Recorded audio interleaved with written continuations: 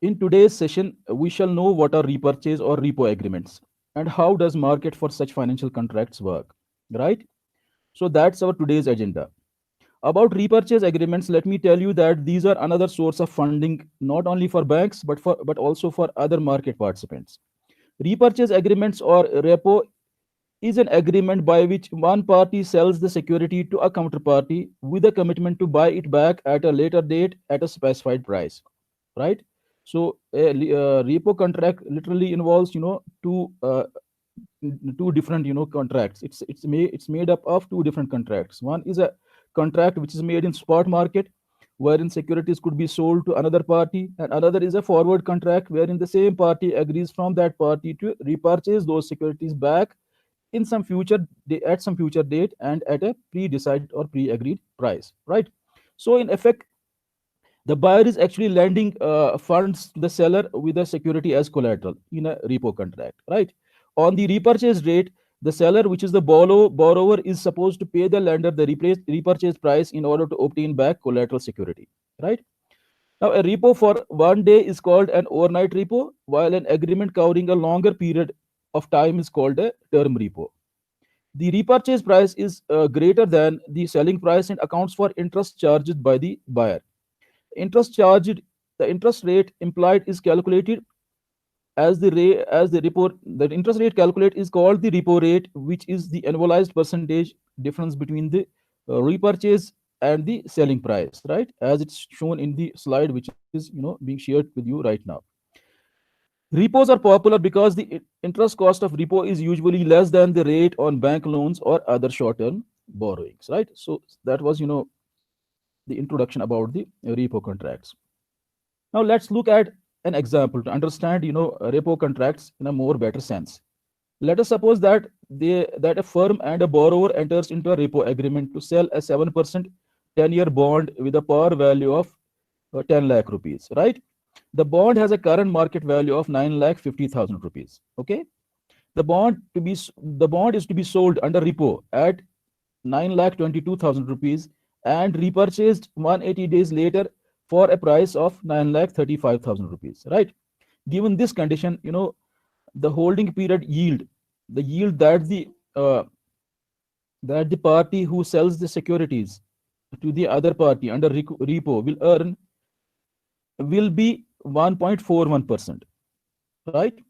The repo rate would be expressed as the equivalent annual rate of this holding period yield, which will be equivalent to 2.84%. Now, if you look at the combinations or the formulas that are being shared with you on this on the or on the PPT screen, you can easily see how they are going to be actually worked out, right? Now, so in summary, a repo is an agreement where one party borrows cash by selling a collateral security and promises to buy it back at a specified future date at a specified price, right? Interest paid is implicit in the purchase price. You may, however, come across this term reverse repurchase agreement.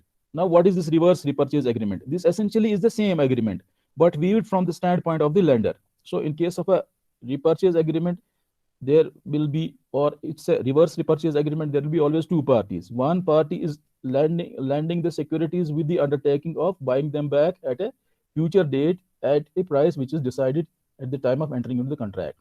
The other party takes those securities and lends the money to the party which lends those security, okay, in the transaction. So depending upon, from the viewpoint of the party, whether a party is lending securities or borrowing them in a contract of this nature, this contract will be called either a repurchase contract or a reverse repurchase contract, right?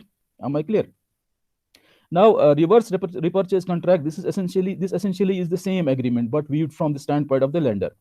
From lender's point of view, he lends cash by buying the collateral security, right?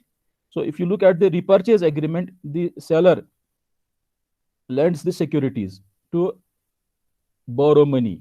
But if you look at the buyer's point of view, the buyer lends the cash to purchase the securities. So this is how the arrangement differs, right? Now, if we look from lender's side, it's called a repo contract. If we, try to see it from the perspective of a borrower or the buyer of the security. It's called the reverse repurchase contract, right? Am I clear? So I repeat it once again.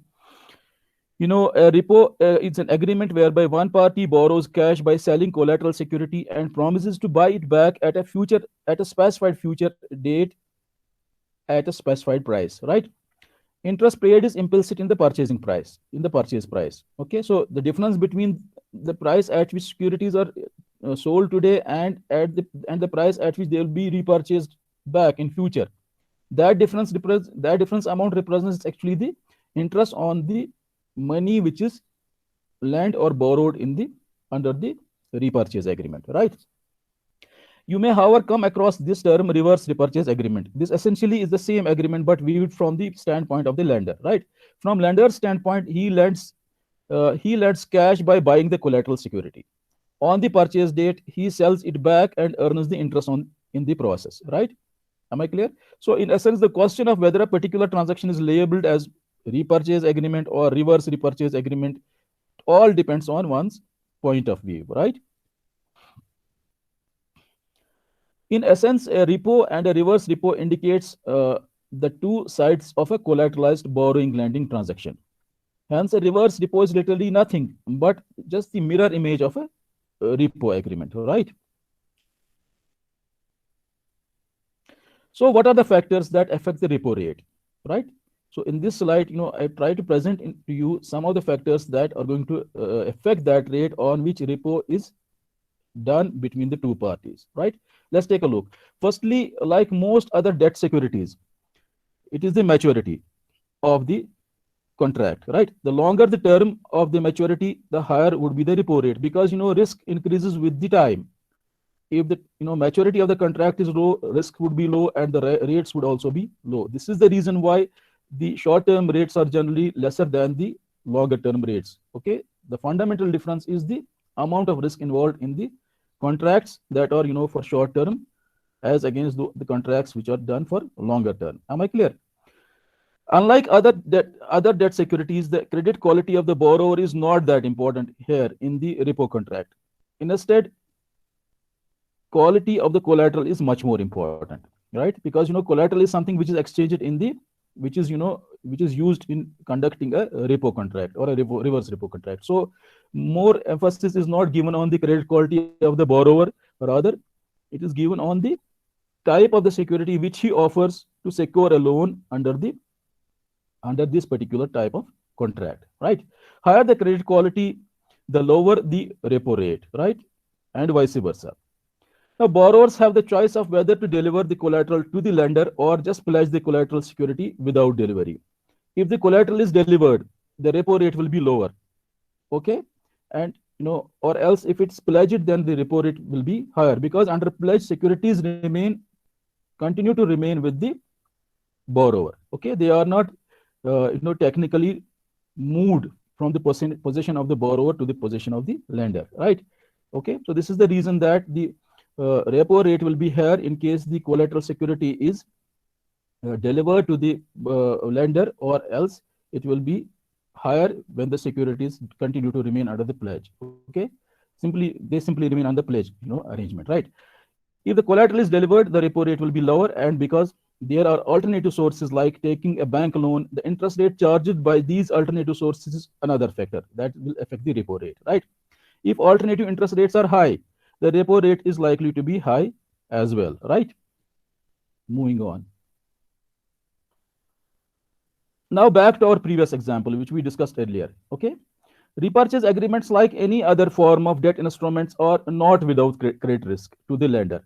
Okay, now what does the credit risk mean? Credit risk means that the other party to whom a loan is given will fail in repaying the loan amount back along with the interest amount. That is what is credit risk. So credit risk is always one side. It is the lender who will be exposed to it at the hands of the borrower. Am I clear? The counterparty can default, which in essence is if the borrower fails to repurchase in now what does credit risk mean in context of a repurchase agreement? Okay, in context of a repurchase agreement, the counterparty can default, which in this case is if the borrower fails to repurchase the collateral on the repurchase date, right? The compensation in that event, the compensation to the lender is that it can take possession of the collateral, The risk is, however, that the price of the collateral may have fallen following the inception of the repurchase agreement, causing the market value of the collateral to be lower than the unpaid repurchase price, right? This is the reason why you see that there is a gap between the market value. If you look at this slide, this is the reason. You will find a gap between the market value of the collateral and the selling price of the collateral. Okay, this gap is known as the repo margin or haircut, right? Which is which in this case is 2.95%, right? The repo margin provides the lender a margin of safety if the collateral's market value declines, right? Am I clear? Because if the other party in a repo contract defaults, then the lender always has recourse to the securities which are charged in the transaction. But if the price of the security falls down, then the lender might have to face another kind of loss. Am I clear? So in order to avoid that loss which arises to the lender due to the fall in the price of this collateral securities, he always maintains a margin between the market value and the selling price of the securities in this particular contract, and this margin is also known as haircut, right?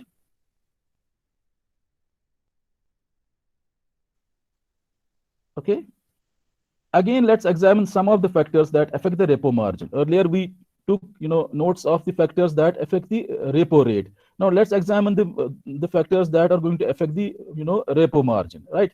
Similar to the repo rate, the repo margin is affected by the length of the repurchase agreement, right? The longer the term of the repurchase agreement, the higher would be the repo margin, because the idea behind the margin is to cover the risk. When the term of the contract is higher, that would increase the amount of risk and call for a additional or increased amount of margin as well, right? Also, the quality of the collateral is important. Okay, the higher the quality of the collateral, I am talking here about credit quality of the collateral, whether the collateral is highly rated, top rated, A plus rated, or low rated like B category rated. Am I clear? So if it's highly rated, then it will involve lesser amount of risk rather than if it is poorly rated. I am talking about basically the credit rating which is issued by the credit rating agency, right? So also the quality of the collateral is important. Okay, so when we say quality of the collateral, it is denoted by the rating of the collateral, right? The higher the quality of the collateral, the lower the repo margin. Besides quality, the supply and demand conditions of the collateral also matter. Okay, repo margins are lower if the collateral is in short supply or if there is a high demand for it in the market, right? So if repo is highly popular in the market, it's highly demanded, that means it would enjoy a lot of liquidity. Then obviously such a collateral which is offered in a certain repo contract will always entail a lower margin. Am I clear? Right? This is because some lenders want to own a specific bond as collateral. They compete by offering a lower repo margin. And lastly, the credit quality of the counterparty. The higher the credit worthiness of the counterparty, the lower the repo margin required. Okay. And here you see that, along with other factors which are important in case of the repo rate, the additional factor which is important in case of repo margin is the credit quality of the counterparty, right? Okay. Now you may be interested to know what is the rationale for a repo to the parties that do it, right? Why do parties enter into a repo contract? What are the motivations? As there are essentially two parties in every repo contract or a reverse repo contract, that is a seller and a buyer. That's a seller and a buyer in a repo or a reverse repo contract, right? The seller would like to sell his security under a repo because he may be short of liquidity, right? That's he may be in need of some cash. In contrast, the buyer may be interested to buy a security because he may be short of such a security which would be needed by him to cover a short sale or make up deficiency in a statutory SLR asset portfolio. That could be the case particularly when a buyer is a banker, right?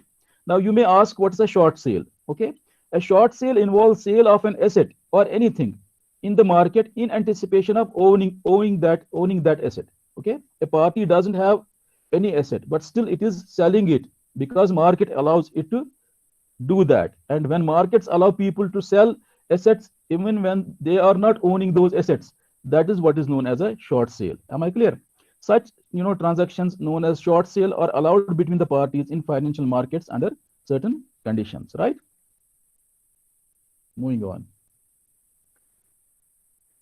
A few important things about a repo agreement need more clarification, right?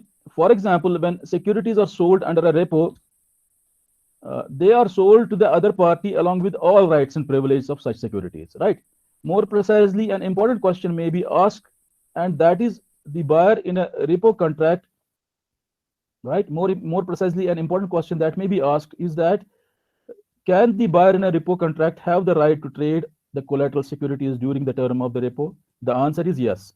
Such a right given to the buyer is called right of substitution, meaning to say that the buyer during the term of the repo contract can trade in collateral securities provided he substitutes them with the similar securities upon the repurchase that, so that he is able to sell them back to the person who had sold them initially in the repurchase contract, right? Similarly, buyer is also entitled to receive any coupon or interest on collateral securities during the tenure of the repo contract. So literally it means that whenever securities are exchanged in a repurchase agreement, they are exchanged between the parties along with all privileges of those, along with all privileges, rights and benefits of those securities. So for the term of the repo contract, the other party who buys the securities with a condition will enjoy all the benefits of those securities during the repo contract. Am I clear? Moving on. Now let's try to understand what is the basis for repo. What motivates, why do parties enter into a repo, right? Because on the other side they have other options as well. They can directly lend and borrow money, but why do they prefer to borrow or lend money under the repurchase agreements by offering securities as a collateral, right? Now let's try to understand that. Sometimes opting an outright sale or purchase of securities in the market by the parties may not be a good idea. Okay, somebody may be having a security and then selling that security to fetch cash out of it and fulfill liquidity need may not be a good idea because of the bad condition in the market. Similarly, the other party who is interested in buying a security from the market for certain requirements may not feel it feasible to buy that security on a certain occasion because market conditions may not be warranting that, right? Am I clear? So sometimes opting an outright sale or purchase of securities in the market by the parties may not be a good idea because the market may either be very dull. Sometimes you say the market is dull. We should not. It's not better. It's not right time to go there and transact, buy or sell things, right? Or else the market may be very hot. What does it mean? Dull means that when there is very little activity happening in the market, and if somebody tries to go to the market and then sell, he will face difficulty in selling. So unless and until he discounts the price of that commodity or that asset which he's offering for a sale, he won't be able to sell it into the market because the market is not writing finely. The market is dry. The market is dull. It's not having good number of people on the other side who will come forward and buy what is being offered for sale. Am I clear? Similarly, on other occasion, market may be very hot, that there is a great demand of securities. This is the time when prices generally keep on rise, and we have a possibility of buying things at a higher price by paying a higher price, right? Am I clear? So when markets are dull or hot, it may not be feasible or it may not be a good idea for the parties to enter there and conduct sale purchase of securities. Then if they are in need of liquidity, what can they do? Okay, how can they fetch liquidity? How can they avail liquidity in that sense, in that situation? Am I clear? Okay.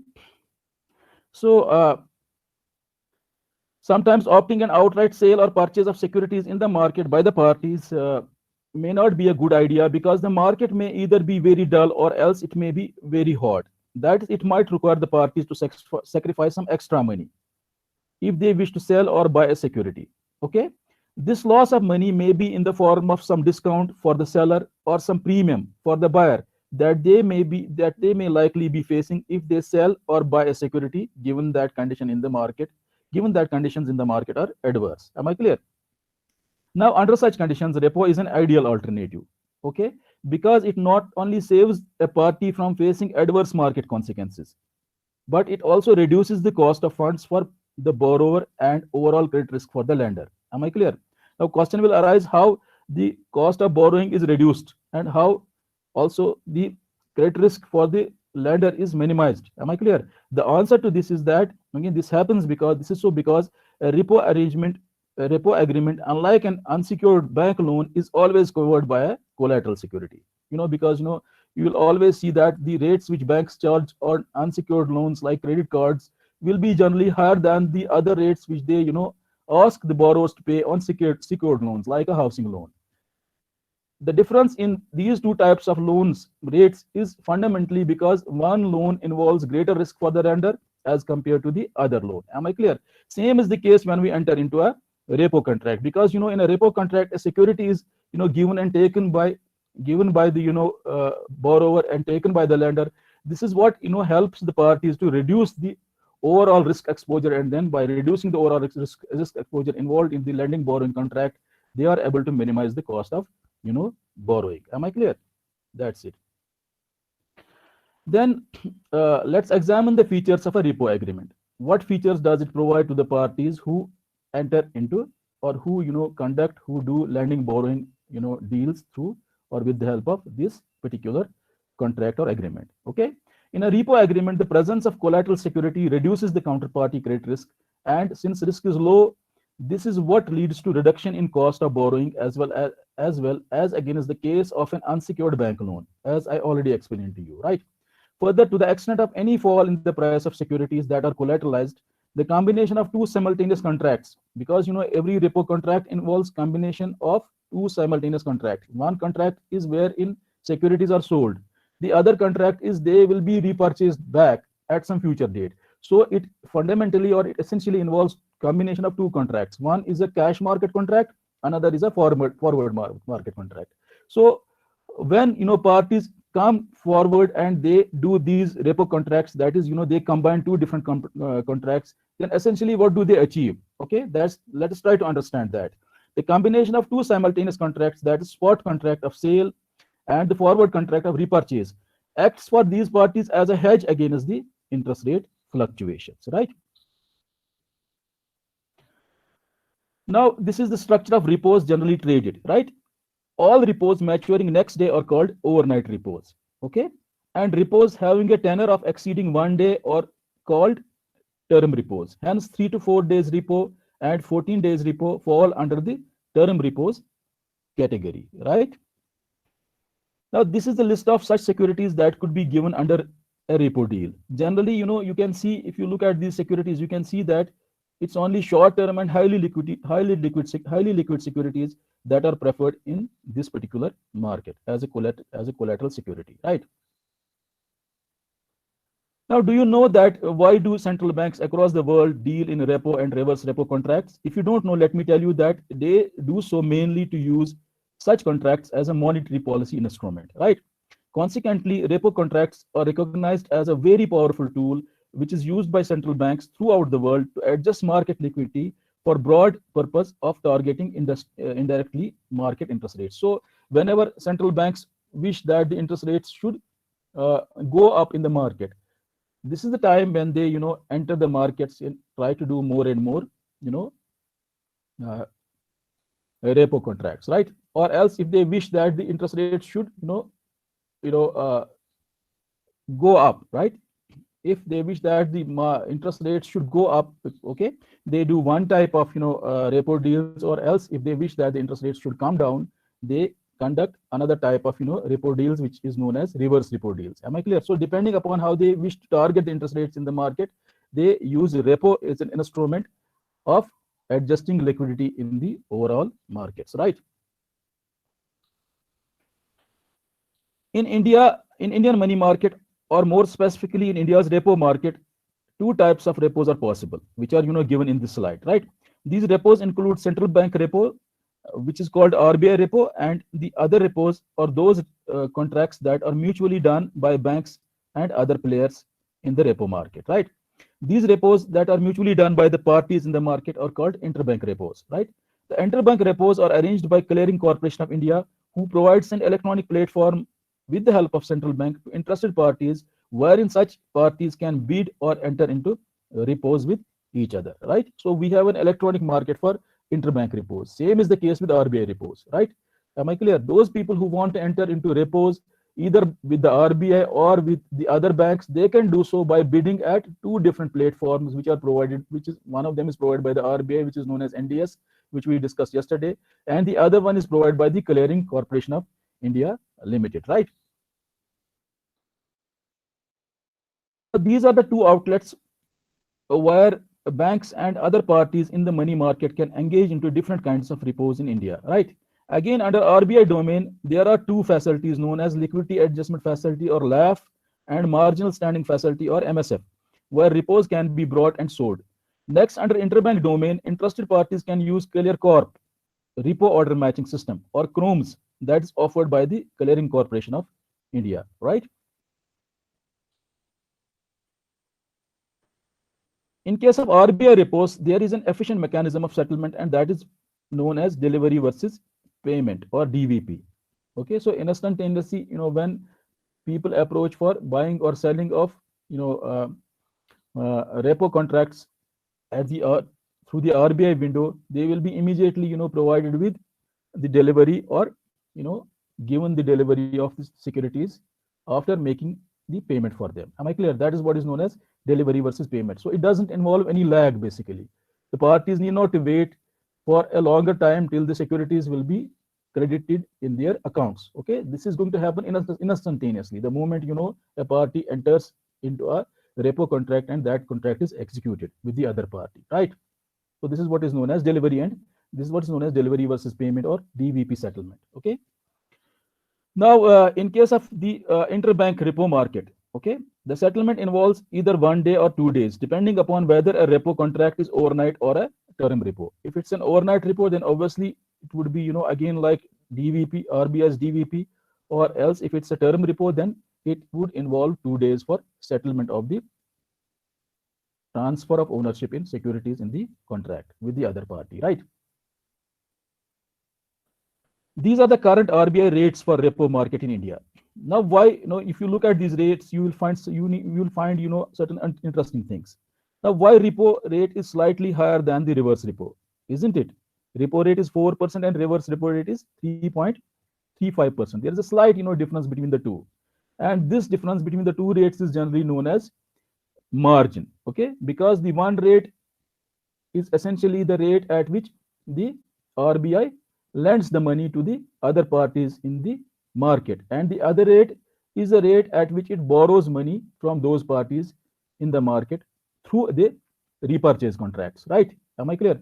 So there will be always, as it's the case with every other intermediary in the market, there will be always a margin between the two rates. The lending rate will be slightly higher than the borrowing rate. Am I clear? Okay. Now, why repo rate is slightly higher than the reverse repo rate? The reason is very simple. Repo is equivalent to RBI's lending rate under repo, and reverse repo is the RBI's borrowing rate under a repo. So there is a small margin between the two, as is with every other lending and borrowing rate in the market. Okay.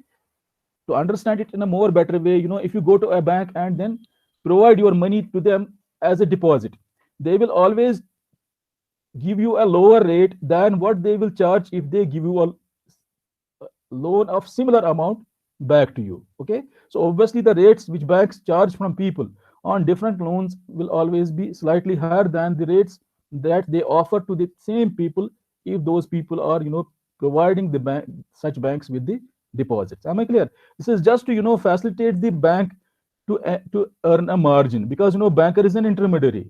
There will be no purpose if it doesn't make any money in the transactions that it is making in the market, right?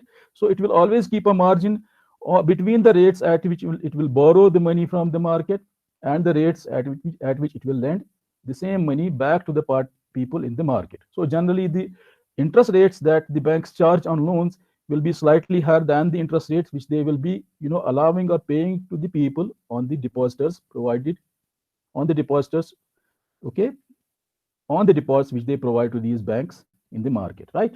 Am I clear? Now, this is how repo deals can be entertained by Reserve Bank of India under MSF and LAF. MSF means marginal standing facility, and LAF means the liquidity adjustment facility. These are the two windows that are allowed by the Reserve Bank of India or the central bank in India, through which or where the banks and other stakeholders in the money market can avail different repo contracts, can enter into different repo contracts with the Reserve Bank, with the central bank, right? Now, under MSF, which is which is operational since 2011. Bids for overnight repos can be accepted by the central bank on all days except Saturdays from 3:30 p.m. to 4:30 p.m. And under LAF, which is operational since 2004, bids are accepted by the central bank for 7 days repos and reverse repos on all days except Saturday up to 10:30 a.m. Right now, this is the timing or the calendar which is followed by the central bank for conducting of auction in case of repurchase contracts. From this, you also understand that the RBI sells these repurchase agreements or else the reverse repurchase agreements through auction mechanism, right? It encourages the parties, other parties to bid for the yield or the price, as was discussed with you yesterday when we were talking about treasury bills market. Am I clear? Moving on. These are the two examples. Now, these are the examples which will help you to understand how RBI conducts, repo contracts. How RBI, uh, uh, sells repo, contracts to the other parties in the market, or how RBI enters into the repo contracts with the other parties in the market. Am I clear? Now, this is how RBI repos work. Okay, RBI, if you look at this example carefully, RBI basically offers classical repos. Now, what are those classical repos? Repos can be of different types. We did not discuss that. If you are interested, you can go to the literature and try to understand what are the various different kinds of, in what different manners, in what different, ways repos can be, conducted by the parties in the market. One of the very old ways of, doing a repo is known as classical repo, right? And what is that classical repo? Because those repos that are offered by RBI in the repo market are known as classical repos, or RBI conducts repos, in line with the method of classical repos in the repo market in India. Am I clear? So RBI basically offers classical repos that are just like collateralized lending borrowing contracts. Okay, so we have a lending borrowing contract wherein nothing is offered by the borrower to the lender as a collateral security. Like I gave you example of credit card, or it could be the consumption loan, it could be some other loan, any loan wherein a borrower doesn't provide any security to the lender is known as an unsecured loan. Contrast to this, all loans wherein the borrowers provide a security to the lender. Okay, to have a loan, to get a loan, such loans are called as secured loans. The examples are housing loan, because in a housing loan, the house for which funds are provided by the lender, for the construction of which funds are provided by the lender, always remains under the mortgage arrangement with the lender as a security. Similarly, there could be examples of other loans. You want to buy a car after taking a loan from a bank, and the bank will not provide you loan unless and until you give that car under the hypothecation agreement. Unless and until you hypothecate that car with the lender. So hypothecation gives a charge to the lender upon that car. In the event if you fail to make the payment on the loan, he will seize your car and compensate himself for that loss which you are exposing him in the transaction. Am I clear? Right? So the kind of repos that are done by the RBI, they are known as classical repos. They are just like secured loan transactions. They are just like collateralized lending borrowing transactions. Am I clear? Now, what are they and how they work? Let us try to understand that from the given example. Right? A contract, whether it's a repo or a reverse repo, has generally two legs. Okay, obviously these two legs are represented by the two parties, buyer and the seller, or lender and the borrower. Am I clear? Is it clear? So a contract, whether it's a repo or reverse repo, has generally two legs involving two different types of cash and securities flows between the parties. Since you know it very well that repo contracts are very unique contracts, they not only involve exchange of cash flows between the two parties as it's the case with the ordinary lending borrowing transaction, but these contracts, repo contracts, they also involve exchange of securities as well, because no contract can be done unless and until there is a collateral security which is offered for doing a repo contract. Am I clear? So in every contract there will be two phases, okay, of exchanging something. And what would be that something would be either exchanging cash for the security or security for the cash. Okay, at the time of entering into a repo contract, securities are exchanged for cash by the borrower, but at the end of the contract, when these securities are repurchased back or they are sold back by the lender to the borrower in lieu of cash. Am I clear? So this is how cash flows occur at two legs. Am I clear? Now, how do those cash flows occur in a repo contract? Let's try to understand that. Okay, so let me repeat it once again. A contract, whether it's a repo or reverse repo, has generally two legs involving two different types of cash and security flows between the parties. For example, in a repo contract, where bid amount accepted for an overnight repo is 500 crore rupees at a fixed rate of 6%. See, let's try to see how the RBI will, affect the cash flows in case of the how the cash flows will affect how the cash flows will occur in case of a repo that is taking place between the RBI and the counterparty in the money market. Okay, because the much is to be done by the RBI, because RBI is the entity that is offering this repo in the market. Am I clear? Now let's see what RBI does. Okay, the tenderer's current account at the beginning is credited with rupees 500 crore because it's a 500 crore worth of repo. So at the beginning of the repo contract, the tenderer, the person who has made a bid, his current account will be credited with 500 crore. But however, his RCSGL means, subsidiary general ledger account of, okay, his subsidiary general ledger account will be debited with rupees 525 crore worth of securities. Okay, the extra amount of securities taken in this case is the margin amount, right? Is the margin amount, and in this case margin is 5%. Okay, as I already told you that there is a margin kept between the selling price and repurchase price of the securities in order to allow any loss due to fall in the price of the collateral security. Okay, so this is why, extra amount of securities are taken by the from the other party in this particular contract, which are worth 525 crore. So 25 crores is nothing but the margin amount. Am I clear? In lieu of 525 crore worth of securities, the tenderer is provided with a loan of 500 crores. Am I clear? This is how repo contract takes place in the initial stage. And then at the final stage, when the repo contract matures, let us see how the cash flows or the flow of securities occur. They arise. Am I clear? Okay. Similarly, at the end of the repo contract, tenderers SGL account is credited. SGL account is a unique account which is maintained by the parties with RBI, which is actually a demat account. Okay, in which the securities are credited or debited by the RBI in their favor. Right. So similarly, at the end of the repo contract, tenderer's SGL account is credited with rupee 525 crore worth of securities because they were earlier taken from him as a security. Now they will be released back, okay, or they will be sold back to him, literally. Am I clear? And his current account is debited with 500 crore 8,21,918 rupees. Am I clear? Now, what is this extra amount of 8,21,981 rupees? Am I clear?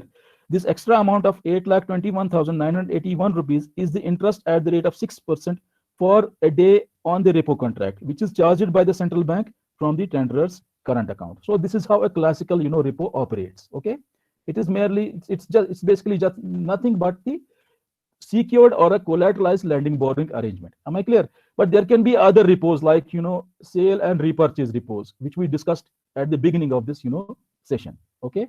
In that case, the parties need to ascertain the selling price of the security and their repurchase price. And the difference between the repurchase price and the selling price would actually constitute the implicit interest cost on the repurchase deal. Am I clear? No separate, interest rate is, allowed or applied on the repo exposure or the repo or the amount of loan that's taken under the repo deal. Am I clear? Now, in the other example, let's try to understand how cash flows occur, or how does, RBI do the reverse repo transaction. Am I clear? Similarly, in a reverse repo transaction where bid amount accepted for a 7-day repo is 420 crore. So in reverse repo example, we discuss a 7-day repo. Okay, let's assume that the tenderer is bidding for a repo contract worth rupees 420 crore at a fixed rate of 4.75%, right? So the things that are mentioned in this example are just illustrative. They have been placed there to make you understand how the RBI repos actually work in the market. Am I clear? So similarly, in a reverse repo where bid amount accepted for a 7-day repo is 420 crore at a fixed rate of 4.75%. Central bank works out cash flows in this manner, right? For example, the tenderer's current account at the beginning is debited with 420 crore because, in a reverse repo, RBI does not lend money, it borrows money. Am I clear? So this is the reason why the tenderer's, current account is debited at the beginning with 420 crore. And it's, SGL account, subsidiary general account, is credited with the amount of 440 crore worth of securities. So now by this time you might be, now it might be now clear to your minds that if a party enters into a repo contract, it might be in need of money, cash, and it has to have the right kind of securities available so that it can offer it to the RBI for securing a repo contract. In contrast, if it doesn't need the cash, rather it needs securities, then it may enter into a reverse repo contract. In that case, it has to have the sufficient amount of cash balance available in its current account so that it can, offer that amount as a loan to the RBI, and in lieu of that, take home the required number of securities. Am I clear? So this is the logic, this is the philosophy. When a party, why a party enters into a repo contract or a reverse repo contract, or else what happens when RBI conducts a repo contract or reverse repo contract? What essentially happens? Is the party that receives the funds, and who is the party that is supposed to pay or deliver the securities? Am I clear? Now, in this given case, which we are discussing right now, it's a reverse repo, example, where the party has bid for a reverse repo for 7 days with an amount of 420 crore rupees at a fixed rate of 4.75% per annum interest. Am I clear? Now, in this case, the tenderer's current account at the beginning is debited with 420 crore rupees because the tenderer is offering a loan, and its RCSGL account, subsidiary general ledger account, is credited with rupees 441 crore worth of securities. Now, again, the extra amount of securities given in this case is again the margin amount, which is being 5%, 5% of 420 crore, right?